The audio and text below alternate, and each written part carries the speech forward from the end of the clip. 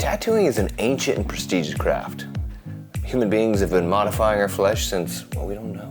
Probably since the first cave person stuck theirself with a soot-covered stick and realized it left a mark. And throughout the millennia, we have seen this ancient craft evolve into something amazing.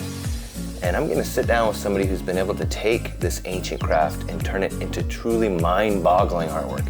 Like, I just got to sit down and watch a time lapse of this infant get created on skin, and I'm still feeling like a subpar tattoo artist right now. So I'm here with Liz Cook. Liz Cook, right? I'm gonna sit here and talk to her. I get to learn more about her and ask some questions I've been wanting to know, as well as I'm sure other people really want to know. So Liz Cook, it's really cool if you'd be willing to fly out over here, take time away from your family, and entertain this whole quest. Thank you for coming and talking to me. I'm glad I can be here, and it's exciting to be able to share information and, you know, just put it out there for everybody, because it's a time where we need to share. Yeah, oh, I love that. Yeah, now's the time to share and to come together, right? Yeah. But I always like to interview people in a story type format. I like to get, I keep saying it, origin story, because Marvel's popular. But I'd love to kind of paint a background. Where you're from originally, and where did you come from, and what's your special skill? Well, I know your special skill is the swap. But yeah, if you don't mind, just kind of share with us, kind of your upbringing, where you came from, how you got into tattooing, and we'll kind of go from there. Okay, so I am originally from South Louisiana. We came to the Dallas-Fort Worth area when I was about 8. I was always into art. My grandmother was like, she's gonna be an artist, so was drawing pictures and having my parents write stories and stuff to go with them. Came out to Dallas, best friends down the street were getting to do art programs during the summertime, and then we'd go play with them, and they were like, this is what we did. And cool. So then it was like, oh, we can do that too. I say we, me and my sister, that's a couple of years younger than me, who's also a tattoo artist now at one of my studios, mine, my husband, and our business partners. But so always into art. I never really had any sense of tattooing before I actually really got into tattooing. It wasn't a thing that was just spoken about. It wasn't ever looked down upon. There was no stigma either way. I had no concept of it. If anything, it was we'd scratch designs into each other with like a stick that we picked up, and we'd just be playing outside. So if anything, it was like, oh yeah, you can mark yourself, and that's cool. So then while I was going to art school, I also started doing training for permanent makeup. Okay. And that was kind of what started it, like that at the same time kind of thing happening. And so I did that throughout working on my... How old are you right now? I'm 40. How are you around then? Oh, how old was I back then? Yes. I was 20, yeah. So I think I took a year off from school after high school, and then took a break, because straight A student, and just like that, just went really hard, took a break, went to school, started doing the permanent makeup while I was going to school, started kind of, having both of those happening, did Cherry Creek Flash, still hadn't done an apprenticeship or anything, and then finished art school, got my BFA, and 3 weeks later I met my future husband. He was on vacation in the States. He stayed out for about 6 months. He went back to Australia, then I went to Australia. I was out there for almost a year, and then he'd been going in and getting his sleeves done, and I'd always go into the shop, and of course we all talked about art, and who would end up being my mentor had gone to school for art. Another guy had gone to school for art. There were girls working in the studio. It was a really great vibe. And this is Australia? This is Australia, yeah. This was Abandoned Art, Wanneroo in Perth, Australia. And it was great. Every now and then, everybody would be tattooing, and I'd just help out at the desk, which it was so similar to what I had been doing for work while I was in college, which I worked at a beauty salon, so Yeah, I there you was go. a receptionist at the beauty salon. So there's so many similar kind of characteristics yeah. and stuff. It just seems like when I look back at my life, there were so many things that were like tattooer, tattooer, tattooer. So Right there. yeah. So I didn't tell anyone out there that I did permanent makeup. And at some point, somebody came in and was asking about permanent makeup, and I just didn't even think about it and just started, talking to them about it and answering questions and stuff. And that was kind of like how they found out that I had done some tattoos Did you not want and them to stuff. know? Well, I found out very quickly, being down there and stuff like that and hearing their stories, how much work and how much effort they actually put into their education and how long it took, how, they're being an apprentice out there and stuff. And I was like, oh my gosh, like permanent makeup training is like 2 days, Yeah, and 100 hours or something. if that. So, so I didn't say anything. And then, eventually kind of, came out and came up in conversation. And Johnny Pinder, who's also an amazing comic now, also like a stand-up comedian in Australia, is the funniest guy ever. But he was able to look at the stuff that I had done, and it was just that life-changing moment of bringing me in and allowing me to, be an apprentice and kind of work out the things that I didn't get from, my art education or the PMU education, and like really round out that kind of other aspect of it. So all of my early tattoos that I did while I was there look like really shitty versions of Johnny's tattooing back then. And my husband, Cookie has stuff on his chest that's like that kind of stuff. And my sister has stuff that's pre that. And there's a couple of people out there that are like, what's going on there? But, that was when it changed. And I eventually, Cookie and I came back to the States. We got married out here. Then we traveled around a little bit, found ourselves back in the Dallas-Fort Worth area. And that was when I really started working on the kind of style of stuff that I wanted to do, and that I was really, I just understood. It just made sense in my head. So that's where a lot of the realism and portraiture came in, because that was just stuff that I gravitated to in college, outside of comic book art, which was another kind of thing. And eventually, I threw my back out, which I'm pretty sure I did it in my apprenticeship. I just didn't realize it wasn't. I was able to stand up for a long time after that. It wasn't until I wasn't able to stand up anymore, which was about a month before I was doing my first trip to France, and I'd done the artwork for the Evian show out there. And it was right before that I couldn't stand up anymore. So that was kind of that other moment in my, tattoo career, my life, where it was going to go a different direction that I hadn't planned on. And at what point in your career did this particular issue with your back start? Pretty much in my apprenticeship. Like, I just didn't realize that's what it was, but I'd have like numb sensation through my feet and through my toes and stuff, and it'd be like I was standing on marbles when I'd go to stand up, or it took me forever to stand up and be all the way straight. And eventually we got wireless foot pedals, and that bought me a couple of years. And it's just, the things that, if you're not taking care of yourself, you're not physically doing anything, stretching or working out or doing anything like that, eating bad, and then working 60 plus hours a week, doing studio kind of stuff that I was expected to be there, part of that, and then tattooing outside of that to work on my own portfolio, and being very much a perfectionist and a workaholic as a coping mechanism. This is all shit that I didn't realize back then. I was doing so much damage to myself. But it led me to a part where, you recognize there's other things that I am passionate about, and I can be just as fulfilled. I can talk about art, I can talk about tattoos, I can talk about what it means, I can talk about the clients that I've been able to connect with, and these other, this just so much that it goes beyond. And I don't think that would have happened if I wouldn't have thrown my back out.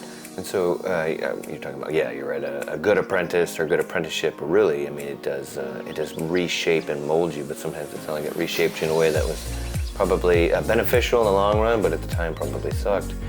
And excuse me, at a certain point in your career, you realized it was time to evolve. Yeah. Right? And that's what you're talking about, getting an education.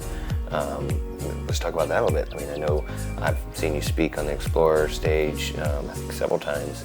And I mean, we're here at the Eternal Ink Manufacturing Facility.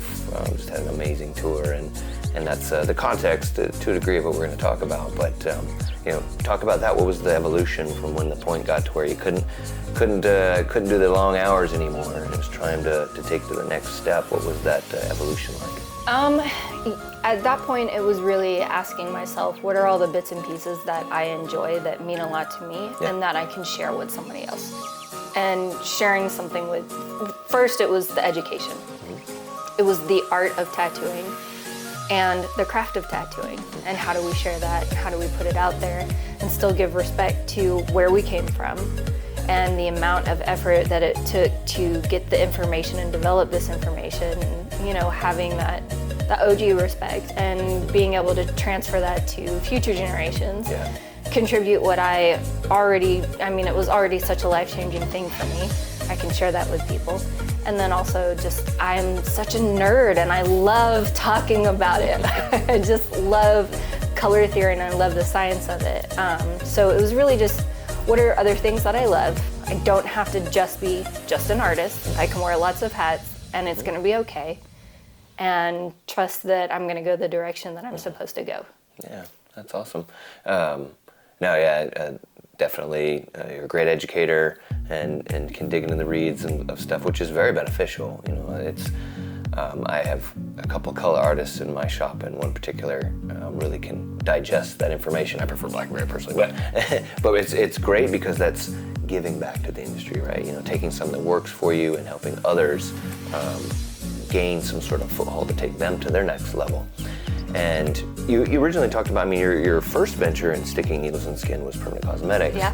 And I know that you have your own permanent cosmetic line. You want to speak to that at all and when that came about? Ever after, it was me, Sean Brown, and my husband Cookie, and Sean also coming from the paramedical permanent makeup kind of side and seeing that industry as well, we knew that there was a lot of stuff that we wanted to contribute to make a change in that side of the industry. Also because not only had it not gotten better since we had both started, it had gotten worse. And so it had gotten worse, and the education was still subpar. There was still a massive disconnected conversation between that and the traditional body art tattoo aspect of it. So there was a lot of gatekeeping back and forth between both industries. There was a lot of misinformation on how pigments work, what tattoo inks are. There's still a lot. There's still absolutely a lot. And so we felt that part of the solution would be introducing a line that was based off of a traditional tattoo formula and at least starting that conversation out there, which I feel like we 100% accomplished that goal, because after that, it was a trickle effect. Yeah, no, that's amazing. Yeah, you're right.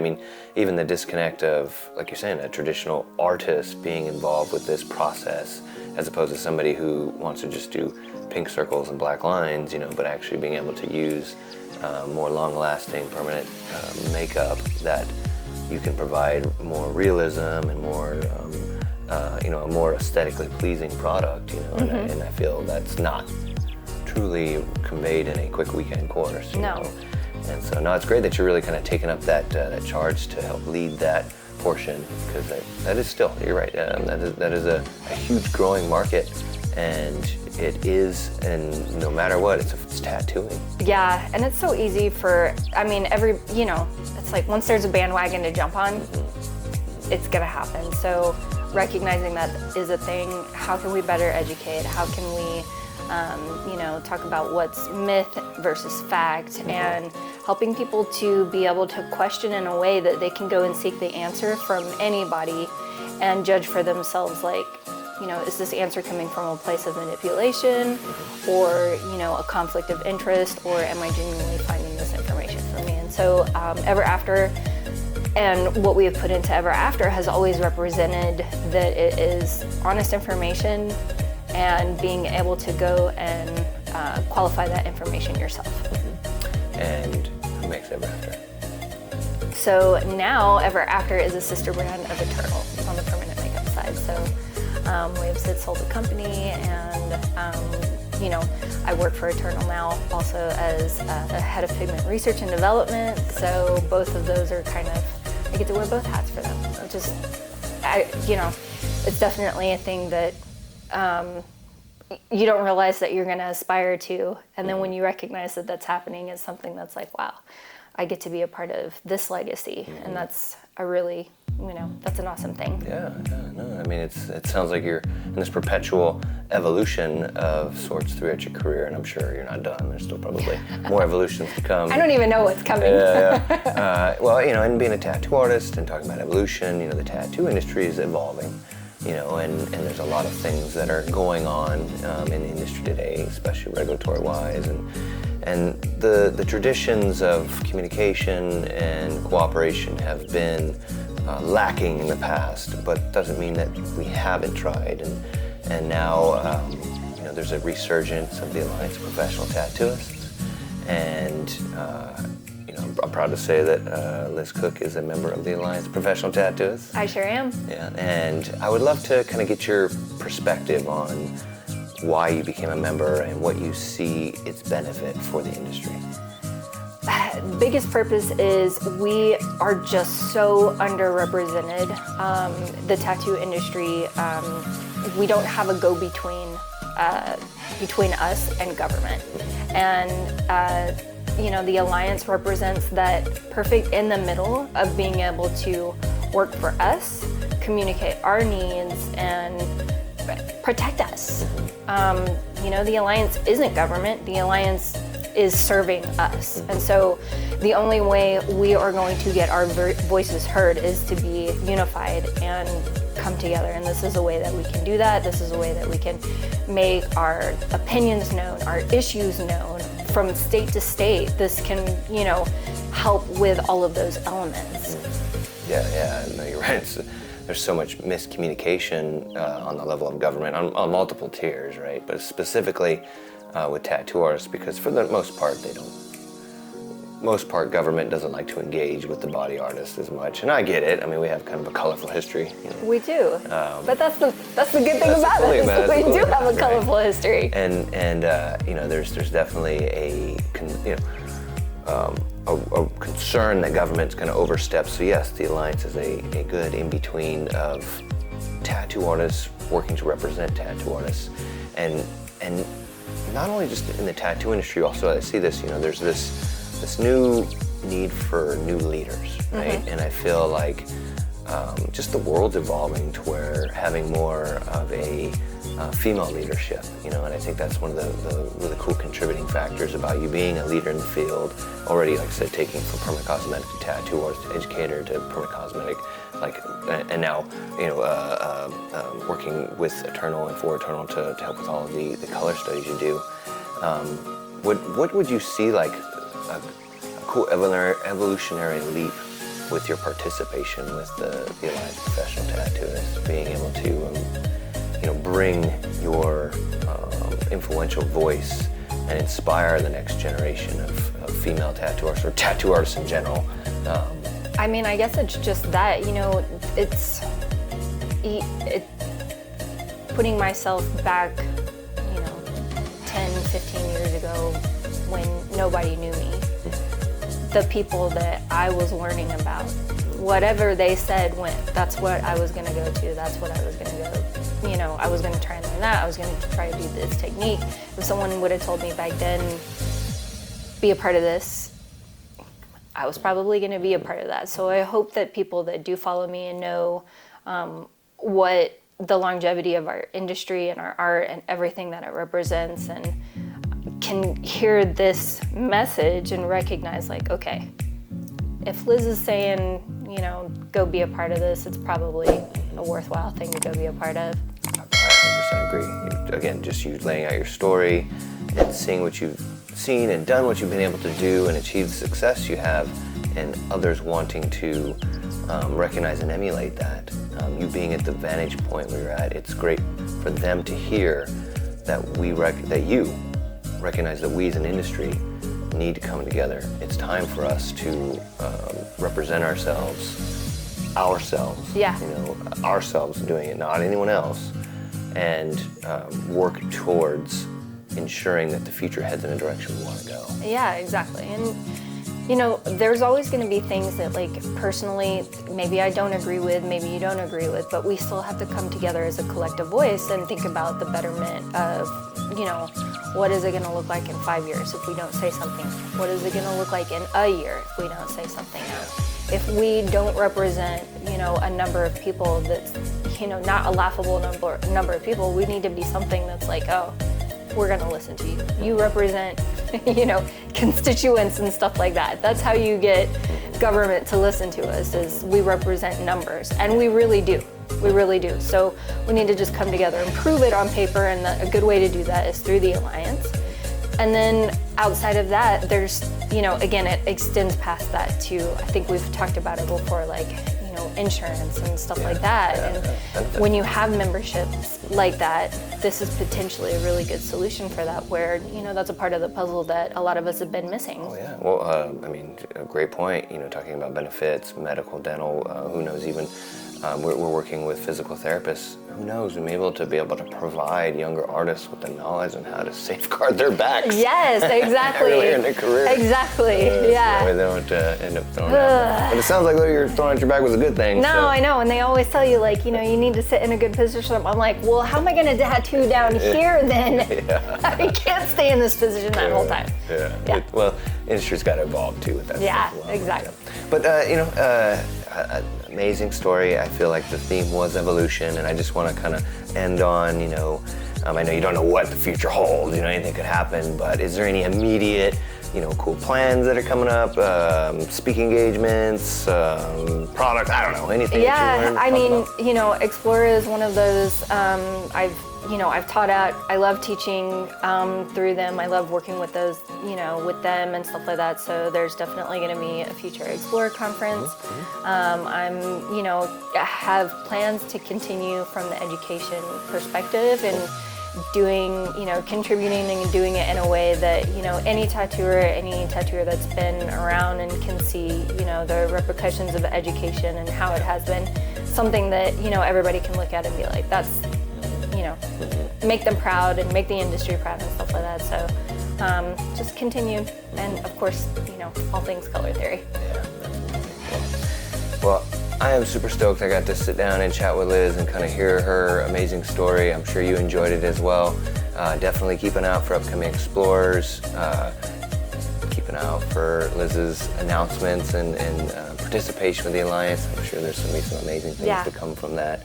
And definitely, again, keep your eyes to the future, because I believe that with Liz coming on board, the Alliance is going to continue to head in a direction that we all want to go. So thank you so much for your time. Awesome.